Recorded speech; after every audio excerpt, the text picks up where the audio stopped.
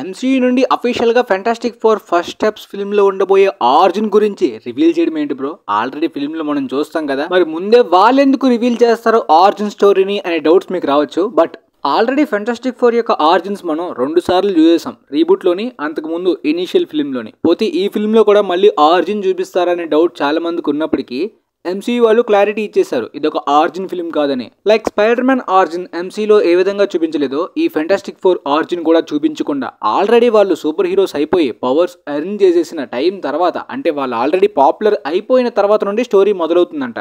And trailers బట్టి ఈ retro futuristic universe alternative world లోని మరొక సూపర్ హీరో ఉన్నట్టు లేరు. వీళ్ళు నలుగురు మాత్రమే బాగా పాపులర్. వీళ్ళ మీద కామిక్స్, యానిమేటెడ్ ఇలా చాలా popular super hero IP material గా మారిపోయారు అనమాట. పోతే వీళ్ళ పవర్స్ అనేవి ఎగ్జాక్ట్ గా కామిక్స్ లో ఉన్నట్టే ఉంటుందా? ఎందుకంటే 2015 లో వచ్చిన రీబూట్ ఫిల్మ్ లోని కామిక్స్ లో ఉన్నట్టు కాకుండా కంప్లీట్ గా పవర్స్ ని గానీ ఆర్జిన్ ని గానీ స్టోరీలో చాలా మార్పులే చేశారు. మీరు చూసినట్టయితే ఆ ఫిల్మ్ అంటే మిడిల్ ఏజ్ లో కాకుండా యంగ్ ఏజ్ లోనే ఆస్ట్రోనట్స్ గా కాకుండా ఫెంటాస్టిక్ ఫోర్ టీమ్ ఒక కొత్త డైమెన్షన్ ని కనుక్కోవడం, ఆ జీరో ఎర్త్ దగ్గరికి వెళ్ళి అక్కడ ఎఫెక్ట్ ద్వారా వాళ్ళు పవర్స్ ఎర్న్ చేయడం, ఈ విధంగా స్టోరీని మార్చారు రీబూట్ లోని. సో ఇప్పుడు ఈ ఫస్ట్ స్టెప్స్ లో కూడా ఆర్జిన్ కంప్లీట్ గా ఫస్ట్ పార్ట్ లో ఉన్నట్టు కామిక్స్ లో ఉన్నట్టు కాకుండా కాస్త చేంజ్ అయితే చేస్తున్నట్టు ఎంసీయూ స్వయంగా రివీల్ చేసింది అనమాట. ఎందుకంటే ఫిలిం లో మీరు ఆర్జిన్ చూడడానికి ఉండదు, కొన్ని ఇయర్స్ ఈవెంట్స్ తర్వాత వాళ్ళు పవర్స్ ఎర్న్ చేసిన తర్వాత నుండి స్టోరీ మొదలవుతుంది కాబట్టి వాళ్ళకి పవర్స్ ఎలా వచ్చాయి, ఇంతకు ముందు ఏం జరిగిందని ఒక స్మాల్ ప్రీలూడ్ కామిక్స్ లాగా టైప్ కామిక్ ని రిలీజ్ చేశారనమాట. ఇనీషియల్ గా చాలా మందికి ఉండొచ్చు ఫెంటాస్టిక్ ఫోర్ ని కంప్లీట్ గా రీబూట్ చేస్తూ మొదటి నుండి మొదలు పెడుతున్నారు కాబట్టి ఎర్త్ 616 ఎంసీ నుండే మొదలు పెట్టకుండా వేరే ఆల్టర్నేటివ్ వరల్డ్ ఎందుకు, వేరే ప్రపంచం నుండి ఈ క్యారెక్టర్స్ ని తేడం ఎందుకని చాలా మందికి అనిపించి ఉంటుంది. బట్ ఈ ఆర్జిన్ విన్న తర్వాత అది చాలా యాక్యురేట్ గా కన్విన్సింగ్ గా సెట్ అయింది అనిపించింది. ముఖ్యంగా రీడ్ రిచర్డ్స్ లాంటి మార్వెల్ మోస్ట్ ఇంటెలిజెంట్ క్యారెక్టర్ అనేది ఎంసీలో ఎన్ని ఈవెంట్స్ జరిగినంత వరకు కూడా అలాంటి తెలివైన టాప్ క్యారెక్టర్ ఎక్కడా కనిపించకపోవడం అనేది అన్కన్విన్సింగే.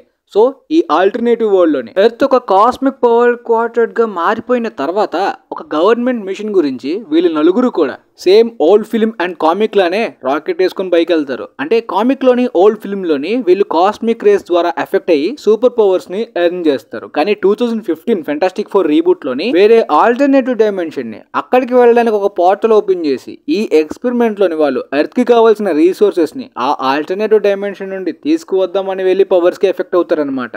ఇన్ఫాక్ట్ ఆ ఫిల్మ్ లోని వాళ్ళు ఎఫెక్ట్ అయినదంతా కూడా ఒక బాడీ హారర్ టైప్ లో చూపించడం కూడా న్యాచురల్ గా కాస్త వర్క్ అయింది. ఆ విధంగా మార్చిన ఈ ఫస్ట్ స్టెప్స్ లో మరి అంత డిఫరెంట్ గా చేంజ్ చేయలేదు కానీ కొన్ని చేంజెస్ చేశారు. ఆఫ్ కోర్స్ గవర్నమెంట్ మిషనే. ఇన్ఫాక్ట్ వీళ్ళు జాన్ కెనడీని మీట్ అవుతారు కూడా, అదే 1960s లోని అమెరికన్ ప్రెసిడెంట్ ని వైట్ హౌస్ లోని మీట్ అవుతారు అనమాట. సో ఈ వరల్డ్ లో ఆ టైంలోని సూపర్ హీరోస్ లేరు కాబట్టి అప్పుడు ఎలాంటి ప్రమాదం వచ్చినా ఇలాంటి మిషన్స్ కోసం ఇలాంటి తెలివైన సైంటిస్టులనే పంపిస్తారు తప్పించి, ఒకవేళ మార్వెల్ లోనే వీళ్ళని రీబూట్ చేసి చూపిస్తున్నారు కాబట్టి పెట్టుంటే పక్కాగా అలాంటి మిషన్ ఉంటే సూపర్ హీరోస్ నే పంపించుండేవాళ్ళు. సో కన్విన్సింగ్ గా ఈ ఆల్టర్నేటివ్ వరల్డ్ కి బాగా సెట్ అయింది.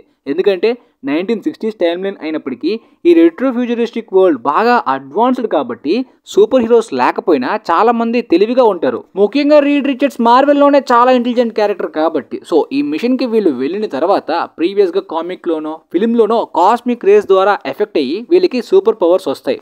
బట్ ఈ ఆర్జిన్ లో మాత్రం ఆ విధంగా కాస్మిక్ రేస్ కి ఎఫెక్ట్ అయినట్టు కాకుండా వీళ్ళు ఒక రేడియేషన్ ని ఫేస్ చేస్తారంట. ఆ రేడియేషన్ కూడా క్రియేట్ అయినది సెలిస్టియల్స్ నుండి. ఎస్, ఎటర్నల్స్ లో మనం చూసిన సెలిస్టియల్స్ గాడ్స్ నుండి క్రియేట్ అయిన రేడియేషన్ గురించి, ఆ మిషన్ గురించి వీళ్ళు సీక్రెట్ గా పరిశోధించడానికి వెళ్తారు. కానీ ఆ రేడియేషన్ కి క్లియర్ గా ఎఫెక్ట్ అయిపోతారు అనమాట. సో ఆ తర్వాత వీళ్ళు ఒక ఫెంటాస్టిక్ గా తిరిగి వస్తారు. బట్ ఇది కన్విన్సింగ్ గా వర్క్ అయింది. కానీ డాక్టర్ డూమ్ కూడా ప్రతి ఫిల్మ్ లోని కామిక్ లోని వీళ్ళతో పాటే ఎఫెక్ట్ అవుతాడు, కానీ వాళ్ళకన్నా పవర్ఫుల్ గా ఈవిల్ గా మారిపోతాడు. మరి ఈ స్టోరీలోని డాక్టర్ డూమ్ ఎవరు? ఇంతకు ముందు వచ్చిన న్యూస్ ప్రకారం ఈ ఆల్టర్నేటివ్ వరల్డ్ నుండే RDJ Doctor Doom MCU Earth 616 కి రాబోతున్నాడని చెప్పారు. కానీ ట్రైలర్స్ ప్రకారం అందులో చూపిస్తున్న దాని ప్రకారం ఈ ఆల్టర్నేటివ్ వరల్డ్ లోని ఎలాంటి పవర్ఫుల్ సూపర్ హీరో కూడా లేడు, సెలిస్టియల్స్ యొక్క రేడియేషన్ కి ఎఫెక్ట్ అయిన ఈ నలుగురు సూపర్ హీరోస్ తప్పించి. ఎందుకంటే గెలాక్టస్ లాంటి అంత పెద్ద ప్రమాదం వస్తున్నప్పుడు డాక్టర్ డూమ్ లాంటి పవర్ఫుల్ క్యారెక్టర్ పక్కాగా ఎర్త్ ని సేవ్ చేయడానికి, అందరికన్నా నేనే తోపని ప్రూవ్ చేసుకోవడానికి, అచీవ్ చేయడానికి మినిమం ప్రయత్నం చేస్తాడు కదా. అలాంటిది ఎక్కడ కూడా ట్రైలర్స్ లో చూపించలేదు. అండ్ ఈ కామిక్ ఆర్జిన్ లో కూడా వీళ్ళు నలుగురు మాత్రమే ఆ మిషన్ కి వెళ్ళినట్టు మెన్షన్ చేశారు.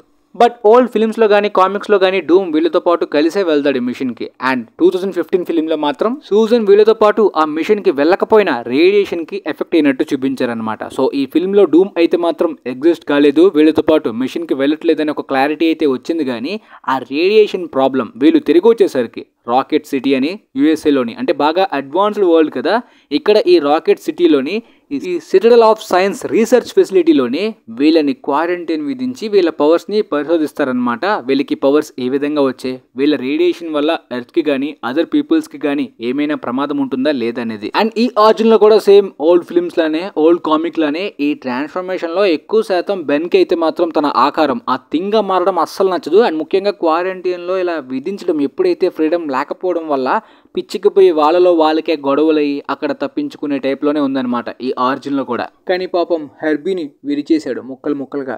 ఓకే, ఈ విధంగా ఆర్జిన్ అనేది కంప్లీట్గా సేమ్ కాకుండా కాస్త చేంజ్ అయింది అండ్ కన్విన్సింగ్గా కూడా బాగుంది కాబట్టి ఫిల్మ్లోనే చూపిస్తే బాగుంటుంది కదా. ఈ విధంగా కామిక్లో ఎందుకు రిలీజ్ చేశారు అనే డౌట్ కూడా మీకు రావచ్చు. చాలా పెద్ద పెద్ద హాలీవుడ్ ఫిల్మ్స్ మొదటి ఫ్రాంచైజ్ బిగినింగ్కి అంటే ఫస్ట్ ఫిలింలోనే కంప్లీట్గా డ్యూరేషన్ అనేది ప్రతి ఒక్కటి చూపించడానికి కుదరదు. కాబట్టి ప్రీలూడ్ ప్రీక్వెల్ ఈవెంట్స్ లాగా ఇంతకు ముందు జరిగిన దాన్ని స్మాల్గా చూపించడానికి కాస్త ప్రమోషనల్ మార్కెటింగ్కి కూడా వర్క్ అవుతుందని చెప్పి ఈ విధంగా కామిక్స్ని ట్రై చేస్తారనమాట.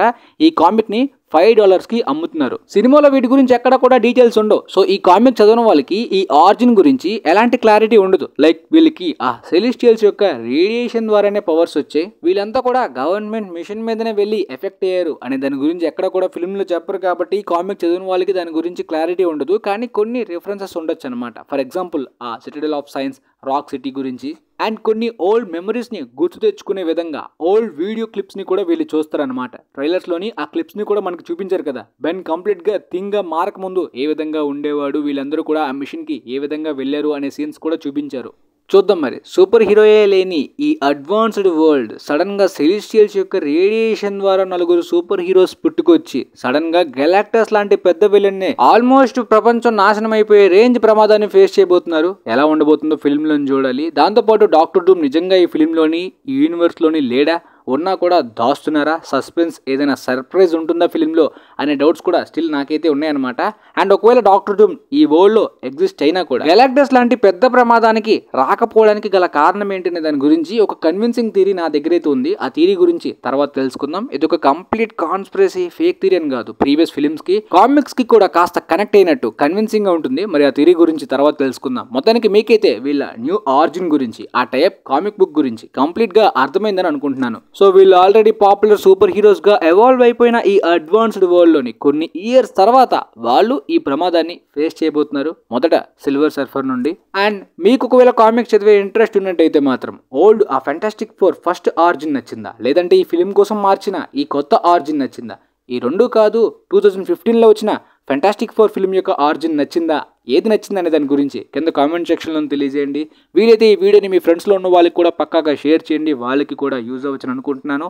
And thanks for watching guys.